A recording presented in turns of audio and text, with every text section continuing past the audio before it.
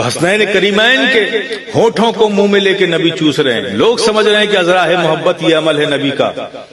کبھی نبی حسنین کے حضرت امام علی مقام کے حلقوں میں مبارک کو بوسہ دے رہے ہیں.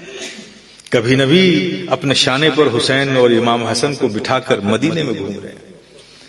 نبی دونوں نواسوں کو پاس بلاتے تھے، ان کو سونگتے تھے. کیا کرتے تھے؟ سونگتے تھے. تو لوگوں نے پوچھا یا رسول اللہ، عرب میں تو یہ نہیں ہے، عرب میں تو بچوں کو چوما جاتا ہے، آپ سونگتے ہیں؟ تو نبی نے فرمایا کہ میرے دونوں نواسے جنت کے پھول ہیں، پھول چومے نہیں جاتے، سونگے جاتے ہیں. پھول چومے نہیں جاتے، سونگے جاتے ہیں. تو نبی کا یہ عمل حضرت امام حسن کو، حضرت امام حسین کو شانے، ایک شانے پر حضرت امام حسن کو کندھے پر اور دوسرے شولڈر پر نبی نے حضرت امام حسین کو بٹھایا.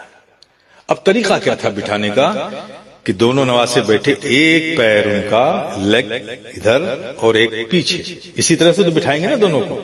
اور دونوں نواسے نبی کے زلف عنبری کو اپنے ہاتھوں میں پکڑے ہوئے، اور نبی مسکرا رہے ہیں، مدینے کی گلیوں میں گھوم رہے ہیں. اللہ. تو داہنے شانے پر رائٹ شولڈر پر نبی نے امام حسن کو بٹھایا، لیفٹ شولڈر پر حضرت امام حسین کو بٹھایا.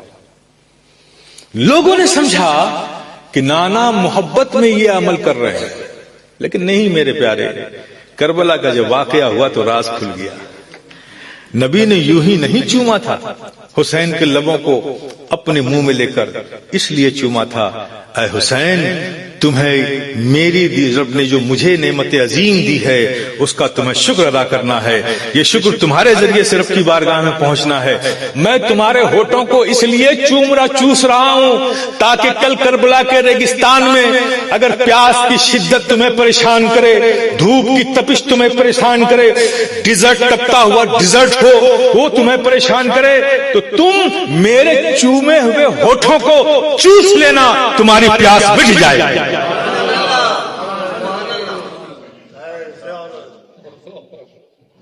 چوس لینا اسے، میرے چومے ہوئے ہونٹوں میں وہ شدت، وہ لذت تمہیں ملے گی، وہ چاشنی ملے گی کہ پیاس کا احساس نہیں ہوگا، تاکہ شکر کی ادائیگی میں تمہاری ہمت میں کوئی کمزوری نہ آئے، کوئی کمزوری نہ آئے.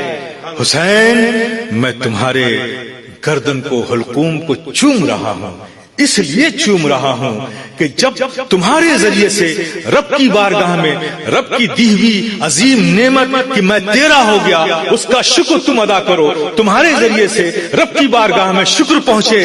جب تم سجدے شکر میں ہو، سجدے شکر میں جھکے ہوئے ہو اور شمر کا خنجر تمہاری گردن پہ چلے، تو اے حسین، اس وقت تمہارے جو حلقوم کو میں نے چوما ہے اس چومنے کی راحت تمہیں اس تکلیف سے آزاد کر دے گی.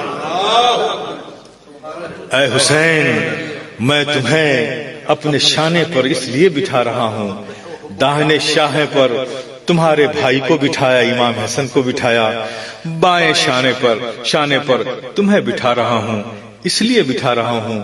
اب حسین بیٹھے ہیں تو انداز کیا ہے کہ ان کا ایک قدم نبی کے سینے پر، لیفٹ میں بیٹھے ہیں نا، تو لیفٹ میں ہی تو دل ہوتا ہے نا. تو حسین کا ایک قدم قلب نبوت پر، اور نبی کے پشت مبارک پر مہر نبوت تھی، وہ کدھر تھی؟ وہ بھی لیفٹ میں تھی. تو بیٹھنے کا انداز یہ کہ ایک قدم قلب نبوت پر حسین کا اور ایک قدم پشت نبوت پر حسین کا. لوگوں نے سمجھا تھا کہ نانا کا یہ عمل محبت میں ہے، لیکن جب کربلا میں واقعہ ہوا تو سمجھ میں آ گیا کہ نبی نے حسین کے قدموں کو اپنے قلب پر رکھا، دوسرے قدم کو پشت پر رکھا، تاکہ اے حسین، جب یزیدیت اپنی پوری قوت کے ساتھ تمہارے سامنے کھڑی ہو تو میں قلب نبوت سے تمہارے قدموں کو وہ قوت دے رہا ہوں، اور مہر نبوت سے وہ استقامت دے رہا ہوں کہ ظلم کی کیسی ہی آندھیاں چلے لیکن تمہارے قدموں میں کوئی لغزش نہ آنے. یہ پریپریشن ہو رہا ہے، یہ پریپریشن ہو رہا ہے میرے پیارے. اور تاریخ شاہد ہے کہ حسین نے وہ قربانی عظیم پیش کر دی، وہ قربانی پیش کر دی جس کی نہ کل کوئی مثال تھی، نہ آج کوئی مثال ہے، نہ صبح قیامت تک کوئی مثال دے سکتا ہے میرے پیارے۔ ممکن ہی نہیں ہے